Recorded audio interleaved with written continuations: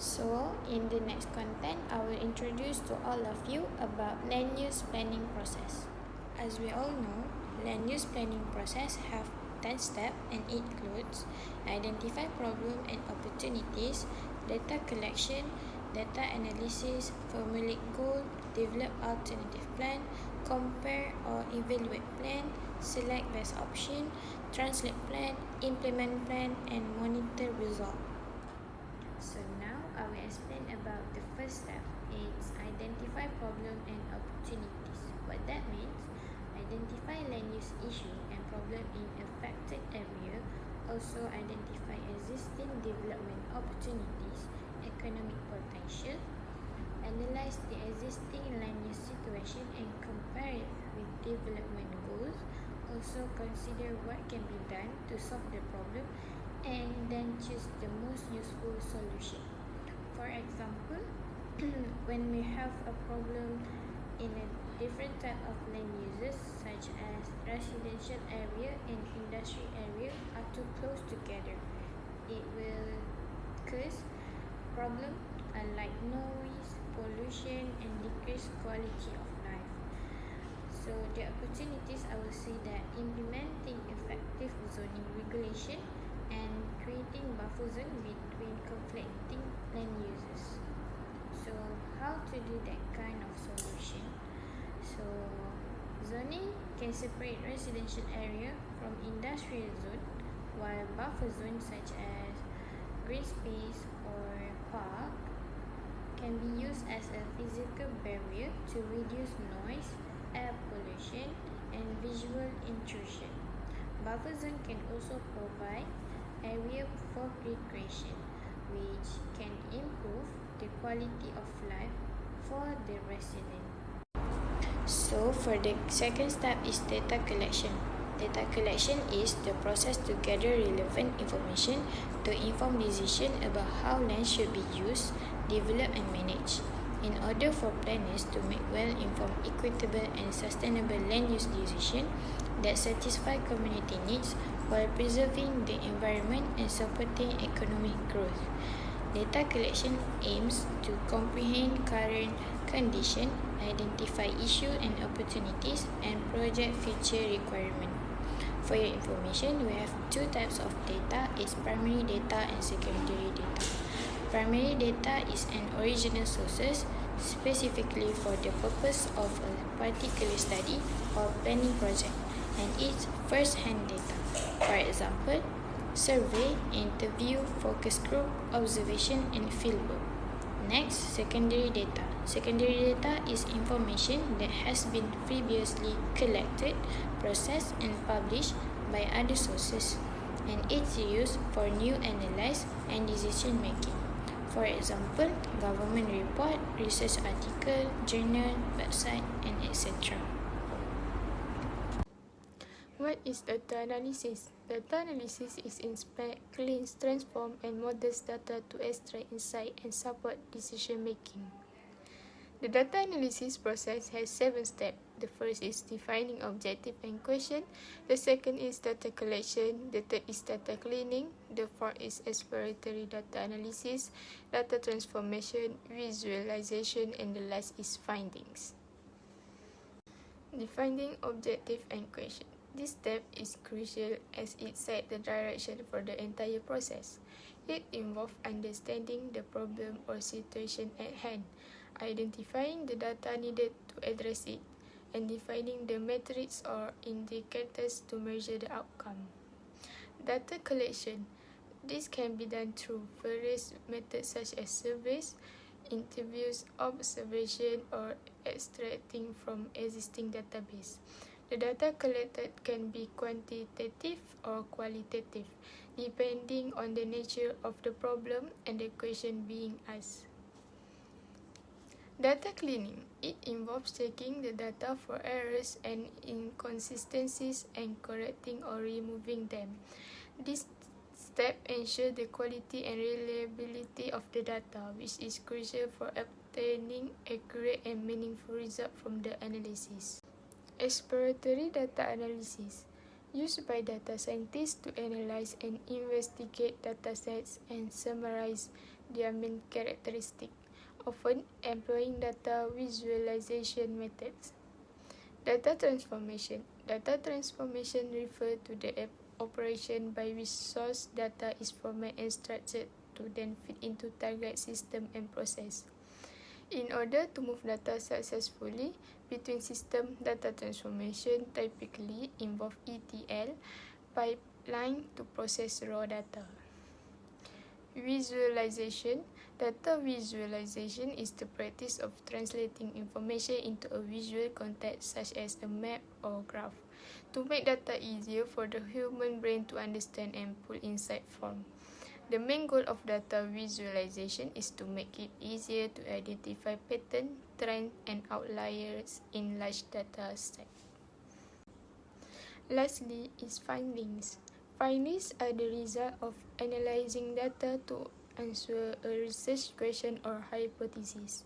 They are a crucial part of a research paper and are also sometimes referred to as the result section. And findings are the patterns or summaries of data that researchers identify. Types of data analysis. Data analysis has two types, namely quantitative data analysis and qualitative data analysis. Quantitative data is the process of analyzing and interpreting numerical data, and qualitative data is process of organizing, analyzing, and interpreting non-numeric data. Technique of data analysis. First is data mining. Data mining is the process of searching and analyzing a large batch of raw data in order to identify patterns and extract useful information. Second is factor analysis. Dimension reduction or factor analysis describes the variation within observed variables based on lower unobserved variables known as factors. Third is decision tree. Decision tree is a method for making decisions by visually representing the potential outcome, cause, and consequence of a complex decision. Fourth is content analysis. Source of data could be from interview, open-ended question, field research note, conversation, or literally any occurrence of communicative language. Formulate goal. Formulate goal is important because formulating goal correctly is the first step towards achieving them. Apart from setting realistic goals, it is important that formulate goal concretely and make success measurable through achievement. Formulate goal can use the SMART concept, that is S for specific, M for measurable, A for attainable, R for realistic, and T for time-bound. Specific is targeting a particular area for improvement. Measurable is quantifying or at least suggesting an indicator of progress. Attainable is defining responsibility clearly. Realistic is the goal can be realistically achieved given then available resource and time. And lastly, time-bound is including a timeline for expect result. Assalamualaikum. My name is Nur Aminatul Fasiha. So today I want to explain about develop alternative plan. Develop alternative plan is to help making decision by collecting data to produce many solutions that can be compared. The next slide is about step for making a develop alternative plan. So the first step is define the problem. Before making an alternative plan, we have to know what the purpose of the plan, so we can avoid the unimportant ideas. The step 2 is brainstorm clearly. So this is the one of the method can be used to make alternative solution. It is to generate as many ideas that we can without evaluating them. The third one is evaluate critically.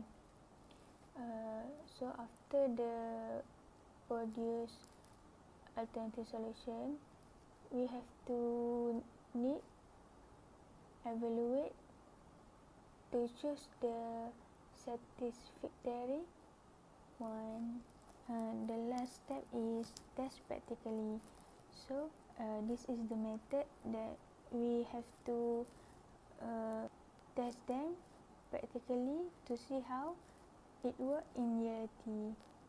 The goal is to see if it have any weakness and improve the solution by the data that we collect. For compare or alternative plan, you have to look at the different of option based on the important factor like cost to determine which one the best solution for your plan.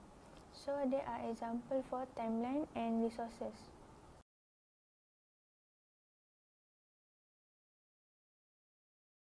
And for the select best option, we have to choose the best and the most suitable plan is selected for implementation. I am Marsha Christina binti Muhammad Masri. Now I will explain about translate plan for programs and projects. What is translate plan? Translate plan is to identify the undertaken project scope, either is suitable to realize plans development. The organizational planning process includes 5 phases that ideally form a cycle. First one is develop strategy project. Set big picture goals that align with company mission, vision and values. Second one is translate into tactical plans. Set measurable time that sensitive goals for each team. Third one is create operational plans. Establish process for the department and employees that outline the work they deliver. Fourth one is execute plans. Put operational plans into action, which incorporate tactical and strategic plans. The last one is monitor progress and adjust. Run reports analyzing whether operational plans are meeting tactical goals or not. Developer must consider to carry out the project's program or not by identify every aspect. Planners need to determine who will supervise the project that will carry out, creating a maintenance plan for this translate plans is involved by 5 processes, which is interpretation of policies, zoning regulations, site plan, implementation strategies, and the last one is community engagement. Example for this translate plan is Better City for Better Life by John Gill. There is few example of picture for better city space and more city life in Copenhagen. Now we will talk about implement plan. What is implement plan? The key of implement plan is sustainable urban development diets at L 2018 include evaluating and monitoring the progress of planning and implementation. Through regular observation and comparison of the plan achieved objective, it is possible to identify problems and their cause, contributes to noticing and understanding what benefits were achieved objective, what was done well and what way we can learn from good and bad practice. Method used in research is choosing a case study. The second one is the necessity of urban renewal and reconstruction. And third one is characteristic of the space in the case studies. Methodological approach to defining the measures and requirements for protection. The entire building stock was visualized and divided into 5 groups. The first one are cultural monuments. Second one is significant architecture achievement. Third one is building of ambience value. Next is building of a wider interest for preservation. And last one is building without cultural and historical architecture and ambience value. Okay, now this is the figure or example of summarized result of the implementation of plan. As a final outcome, the City Council adopt a revised zoning code that reflect the goals of a comprehensive plan. This whole process illustrates how the broad goals from a comprehensive plan are translated into actionable policies and guidelines for urban development. Okay, now we will talk about monitor results. What is monitor results? It refers to systematic process of assessing the outcome and land use policies, plan and development projects after they have been implemented. Involve measuring various indicators to evaluate whether the objective. Key aspect of monitoring result. The first one is data collection. Next is performance indicators, regular evaluation, reporting, adaptive management, and public engagement. For instance, a city needs to introduce a new zoning policies aimed of increasing mixed-use development to encourage walkability.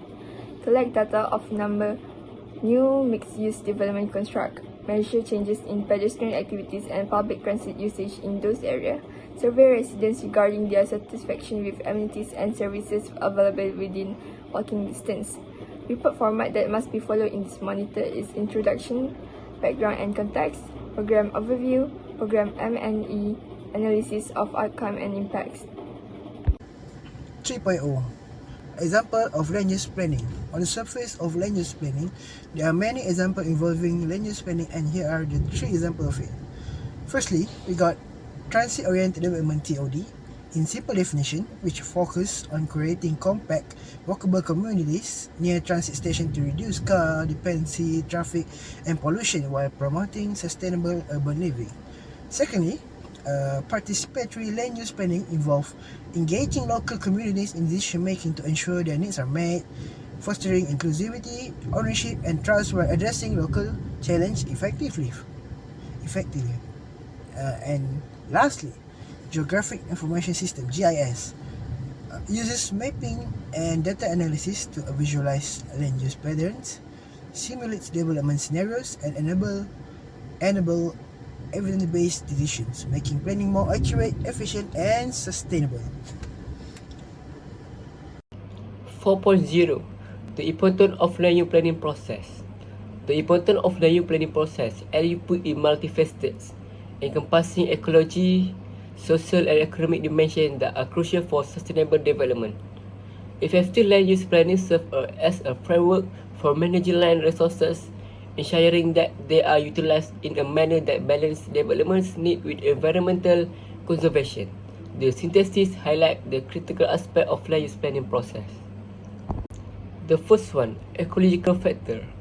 To ensure that development protects the environment and promotes sustainable growth, effective ecological and landscape planning is crucial in land use management. Land use planning is a crucial sustainable development by integrating ecological factor into spatial planning. Coalition et al. 2022 highlight that ecological and landscape organization is key to balance land use in rural area. Steko and Pasova 2017 emphasized the importance of consideration environmental factor in rural development alongside social and economic ones. The second one, urbanism and agricultural. Integrating urbanism and agricultural consideration into land use planning help create a sustainable environment. Optimizing land use structure is key to addressing challenges from urbanization and agriculture needs. Young et 2012 suggests that using multi-objective linear programming can ease land supply pressure and improve the benefit from construction lands. This is especially important as agriculture lands decrease, requiring a strategic approach to land allocation that maximizes benefit while reducing ecological impact. The next one is safety and security. Incorporating environmental assessment into land use planning ensures that development is safe, sustainable, and resilient. Land use planning is essential for reducing environmental risk. Cook 2021 show that incorporating environmental assessment into planning can create safer, more sustainable urban areas. This is especially important given rising environmental challenges, as proactive planning helps minimize negative impact on ecosystem and communities. The last one is community engagement.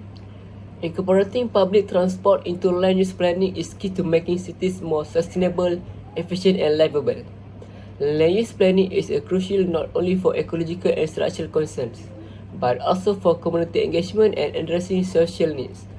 Akbulu and Okzevic 2015 argue that planning should promote social equity and sustainable urban development, rather than just resources allocation.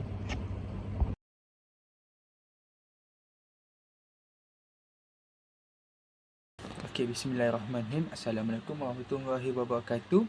My name is Muhammad Noman Nazir and I will be presenting to you the topic 5.0 summaries of land use planning process. Okay, the first point. The process begins with identifying problems and opportunity. Here's planner assess the issue and potential growth areas within a community or region.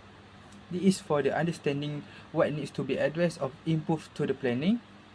The next one is the data collection. Data collection. We will gathering both primary and secondary data. Primary data means the data we will get from the surveys, site visit, observation. While the secondary data includes the existing studies or reports. For the example, we can get the data from the government agencies such as JUPAM, PTJ, Pejabat Tanah dan Galian, JMG, Jabatan Mineral dan Geosains, maybe a geological map from the JMG. We can use that as secondary data. This information provide a factual basis for making informed decision. Okay, the next one is data analysis. After collecting the data, we analyze it to gain insight and understanding trends. Data analysis help in identifying patterns, challenge, and opportunity that will guide the planning process. Okay, the next one is formulate the goals. When we understand the problem and the opportunity on the site, the next step is we'll formulate a specific goals. This goal will give the direction to us to the entire planning and reflect the community's vision. And then after we formulate the goals, we will develop alternative plan. Means we will make a various plan, maybe not one, not two, maybe three, maybe 11, many alternative plan based on our data analysis and our goals. This alternative represent different approach or ideas or concept to address the identified issue considering various concepts and strategies. And after that, we will comparing and evaluate plans. This stage involve assessing its option against criteria such as cost, feasibility, impact, the environment, and the community. It's about finding the most effective solution. Then after we compare and after we develop alternative plan, we will choose the best option between all of these alternative plan. Maybe we select we select the best option that aligns with our goals, our feasible, and has a positive impact. The decision is crucial as it will shape the direction of the implementation. Now, the next step is translate the plans to a program or to the projects. This involve detailing specific action, timelines, and resources need to bring the plan to life. And the next step is implement plan. Once the plan is fully developed, we move on the implementation. It is where the projects and initiative are put into the action to achieve the desired outcomes. And the last one is monitoring a result. Monitoring is to ensure the plan is achieving its goal, allowing us to make adjustment if necessary.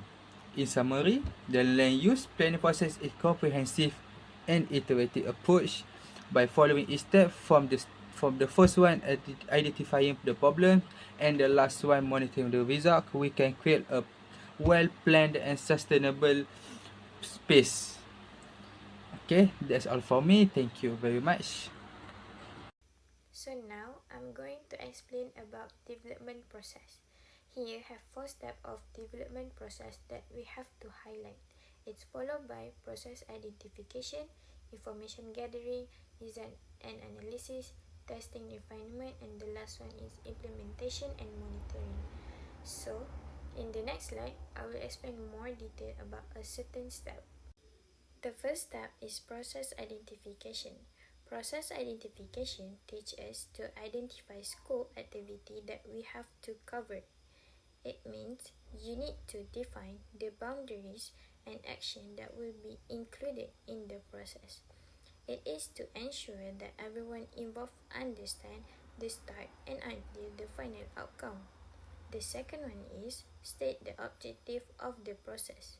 So, we have to define what the process aims to achieve and it's provide clarity on why the process exists.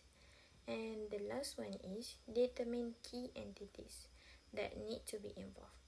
Key entities are people, teams, or systems that need to be involved and to ensure the process is designed effectively, aligned with organizational goals, and can be successfully. The second step is information gathering. Before that, information gathering aims to ensure that facts-based decision making in development process because assumptions can lead us to errors. So, the best way to get the facts is by speaking to the people who are actively involved in doing the work.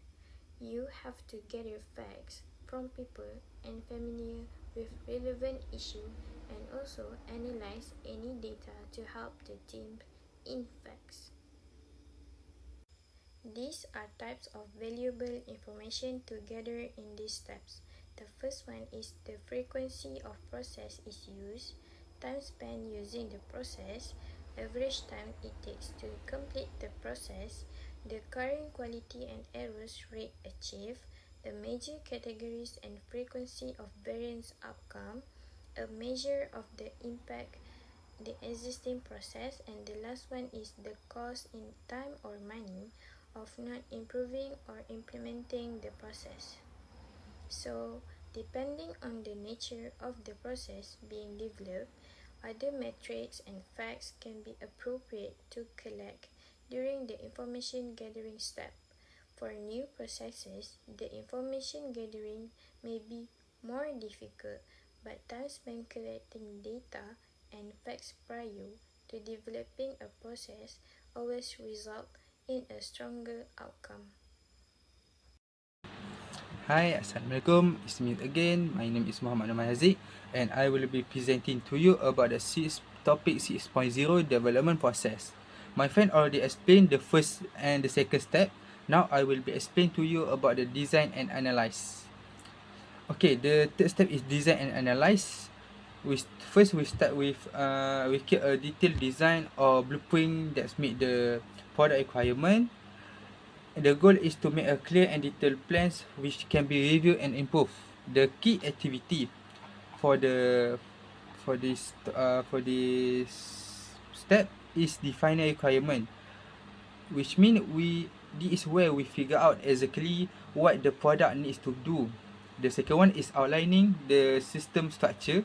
Outlining the system structure, which is setting up the basic layout of how everything will work together. The next one is designing user interface to make sure it's user friendly and looks really good. Now, I will take you to the next step, which is the first step, testing and refinement. Testing and refinement. After the design is ready, we move to the testing and refinement. Here we make sure the product work as we expected. We do a lot of testing to find any issue and also get a feedback from our early user. Based on this, we'll make improvement.